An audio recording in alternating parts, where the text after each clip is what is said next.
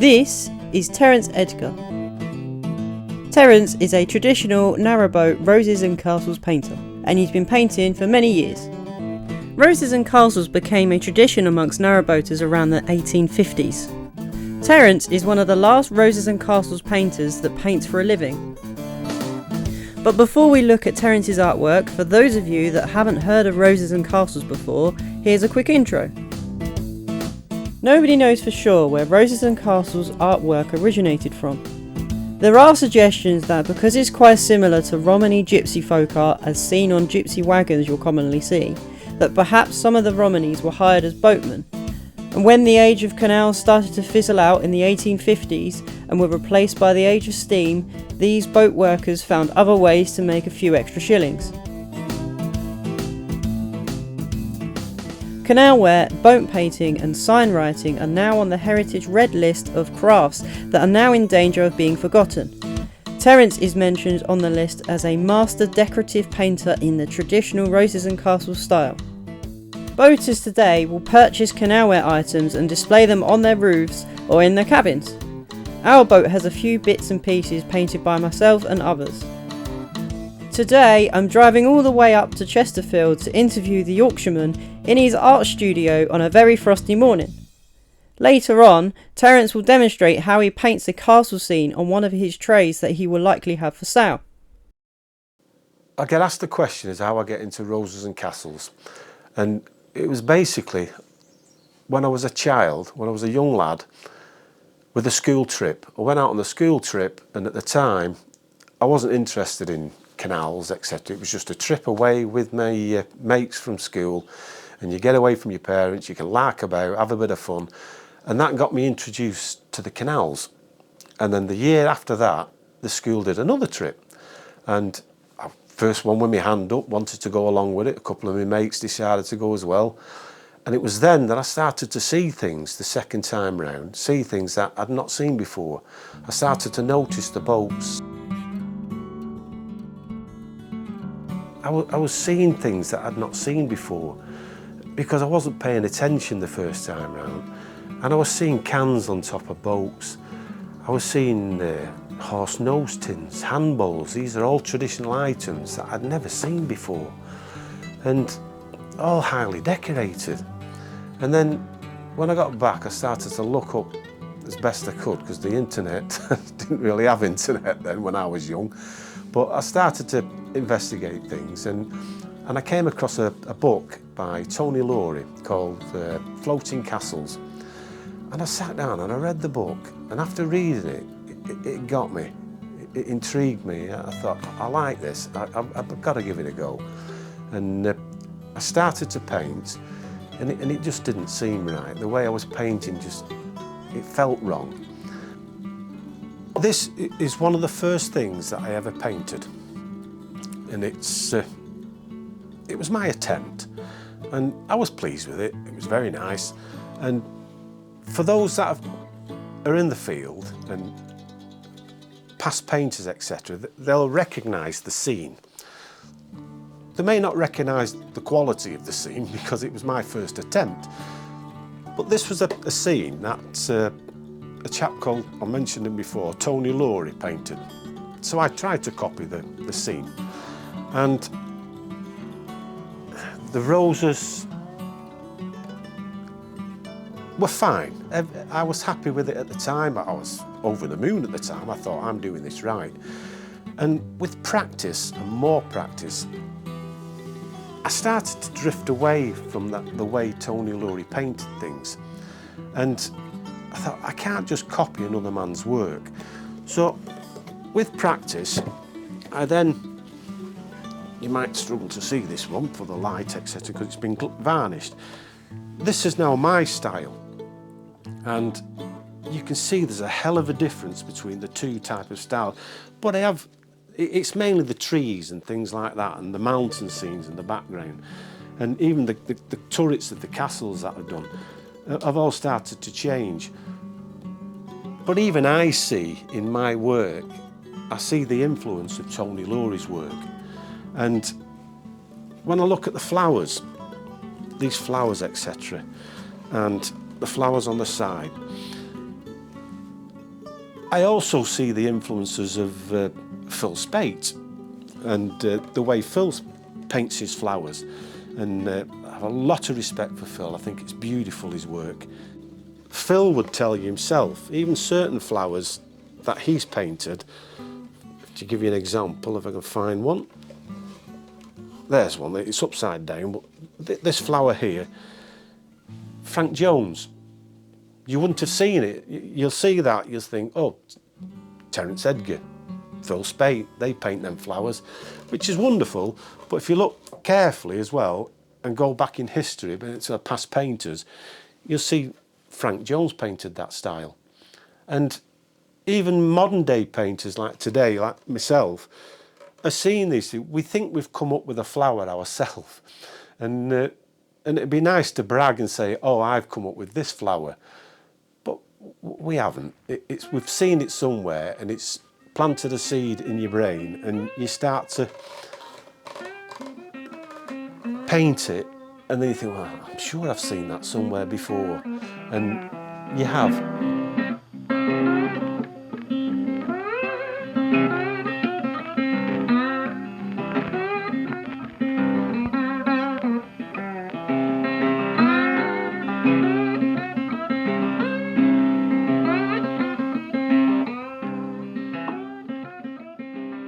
We're going to do a castle scene, and as you can see, I've already prepped the background. I've penciled in roughly a castle that I want to paint, and we're going to have 4 flowers in the corner. Now, normally I would be wearing glasses, but I haven't got them today, so what goes on stays on.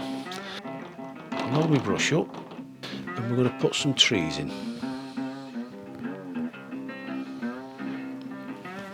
So you can see it does the same job as a texture brush. So we'll have a tree there, and we've got a wall tree. You can get a tree here, but we're going to have one. There we go, we'll have a tree here.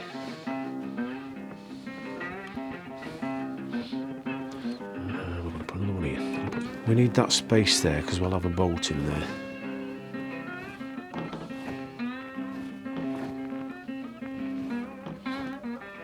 So that's the start of our trees. Just like a load of dots. Clean the brush.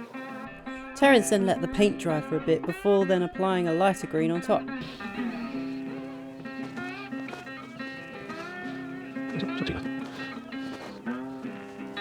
Clean that one up. I use what's called a chiselled writer, and it's just, I've got used to it, and it's you could probably use different brushes and it'll give you the same effect, I suppose, but I use a chisel writer. I've mixed the brown we already had, but I've got gold, brown and gold, and ivory. Start with the gold. As Terence just said, we've got the following colours: gold, a mix of gold and brown, brown and ivory.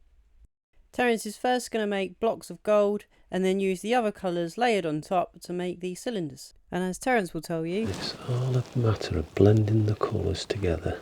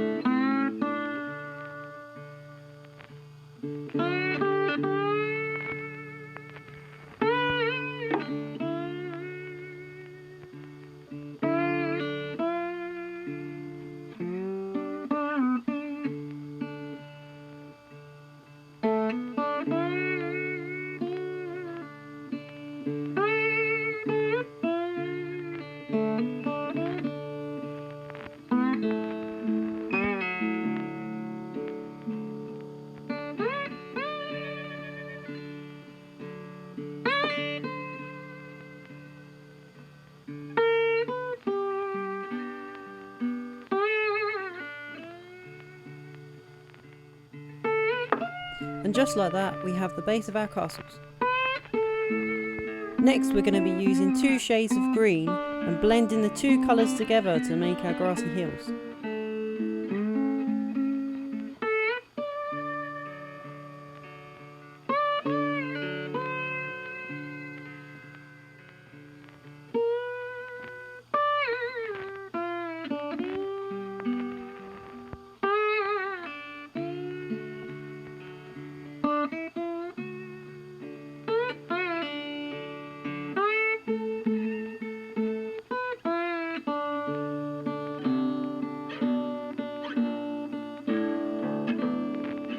Just a little bit more grass here and we're finished. Terence is now going to leave this to dry overnight and then we can add the finishing touches tomorrow. My way of keeping this art form alive is to teach people how to do it. And so I've decided that I do courses, and these courses are set to show people how to paint a castle scene, how to paint roses. It's a 2-day course, and I explain all the materials, everything you need to paint it properly. And brush care, things like this, all the things where you're sick and tired of throwing brushes away because they've gone rock hard the day after. I teach you how to look after everything. And the courses have been a huge hit. They're now done at King's Bromley Marina, which is in Lichfield. And it's part of the Aqua Vista group. They won't be started again now until 2024, probably around about March, but there is a waiting list at the moment. But well recommended if you want to learn how to paint properly. And it's an art form that we need to respect. And people seem to think because it was clumsy in its day, the way they painted, that any old work will do. Well, it won't. You need to practice. You need to get to a standard where it is acceptable, and we need to appreciate the fact that this is a history we're painting. It's not something new that we've just come up with, that we've developed. It's a history that we've already got, and we're just custodians of this history, and we're keeping it alive. To come on the course is to inspire somebody to paint. And I've had lots of people come on my courses, and we have some people come who just want a weekend out and enjoy painting. And there are people that want to learn to paint and then go out and sell it all, and they don't care about the quality. They just want to flog stuff, and that frustrates me because they could be so much better. And then you get the odd individual that'll turn up on your course and they want to paint, and they listen to you in the course, and they're not interested in producing something pretty on the course. They want to learn the techniques, they want to learn the brush strokes, they want to learn the paints, etc. And one of the people that came on this course, whose idea it was to do this video, and her name is Ashley. She's the next up-and-coming footballing star in this country, but she's got a lot to learn because she supports the wrong team. But anyway. Hang on, I think he's forgotten who's editing this video.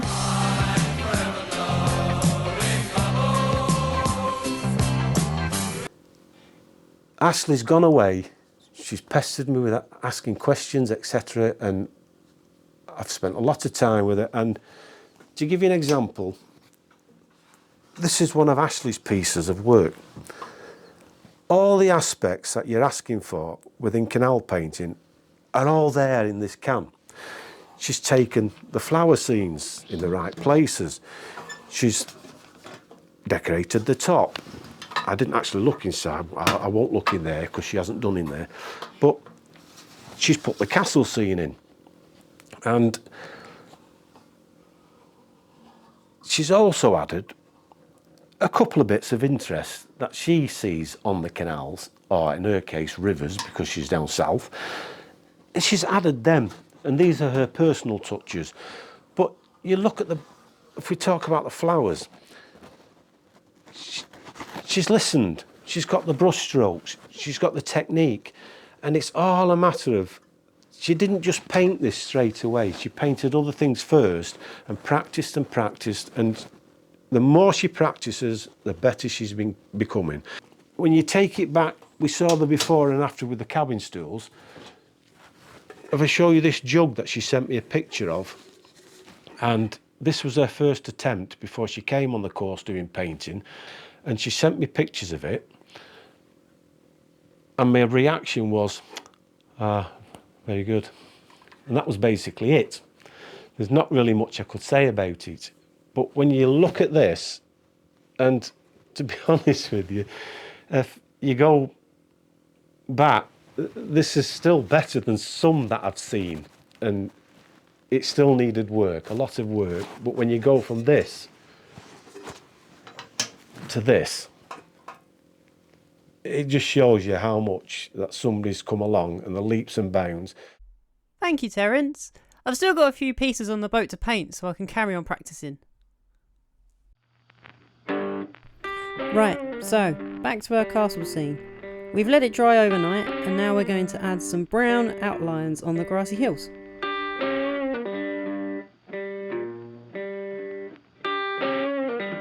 I love this bit. Terence pushes down hard on the brush to make these thick lines and then lifts up to make the thin lines. And he does it in one big smooth swoop.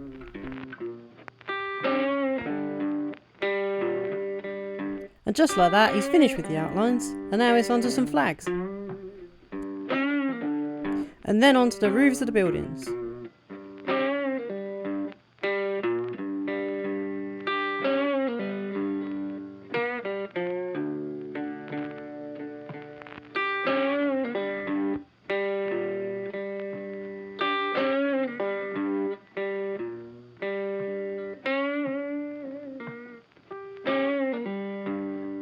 And then he's going to use some orange for the path up to the castle door, which he hasn't painted yet.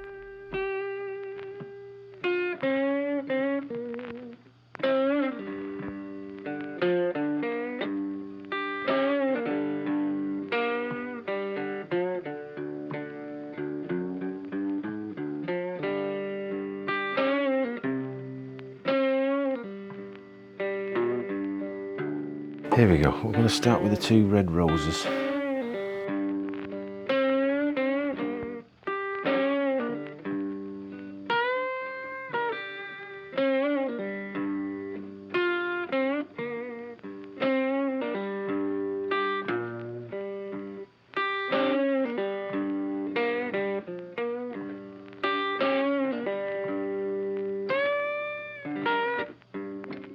And then this is the second rose on the other side. And then Terence is going to mix some black and brown together to add some darker shading to the roofs and the sides of the buildings.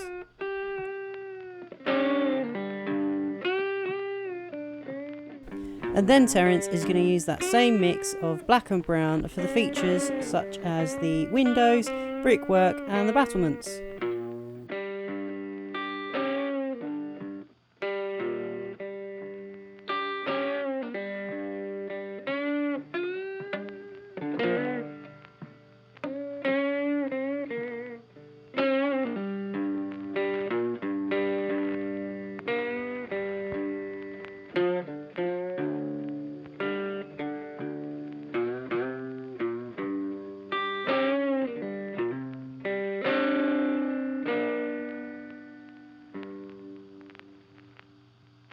There's that door we were missing earlier.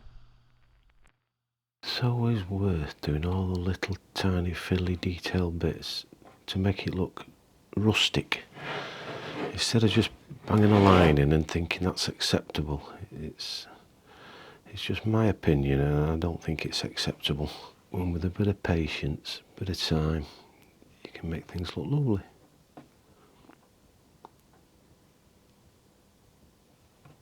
There's some people that think that too many bushes and some people that think, oh, I quite like him. It gives me an image of what the canals are like with all the bushes. As the famous Bob Ross would say, they're your bushes, they're your little bushes. They go where you want to put them. Right, let's get rid of that now. It's amazing how the different roses, but the brush strokes always seem to be the same and don't seem to change.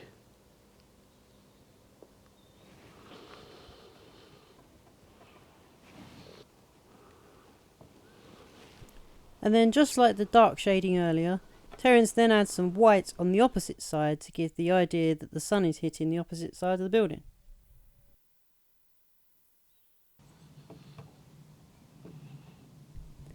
And then after all the white highlights are added, we're pretty much finished. Oh, except the cloud that we forgot to add. So we're just going to add that in. A little bit. Now we're done. There we go. No, we're not. Now we're adding yellow highlights to the bushes. This is still wet. Now he's adding reeds. He's never finished, is he? Eventually he did finish though. And it looks absolutely lovely. Let's have a quick recap on how we got here. So we started off with just the coloured background and we added some trees to add some depth. Then Terence added some buildings and used some colours to layer up some shading to make them look rounded. Then he used 2 shades of green to make some grassy hills and then used some red for the roofs of the buildings. Then he added an orange path to a door that didn't exist. Then he used a darker colour to add the battlements, flagpoles, windows and brickwork. Then we added our missing door, added Bob Ross's bushes, and then used some white to add some highlights to where the sun would hit parts of the buildings. And just like that he was finished. But he wasn't finished, because after I got home he sent me this picture where he added some more decoration. But there's something wrong with this picture and I can't figure it out. Oh, I know what it is. There we are, that's much better. And if you fancy being taught how to paint roses and castles by a massive West Ham fan, then check out Terence's website in the description.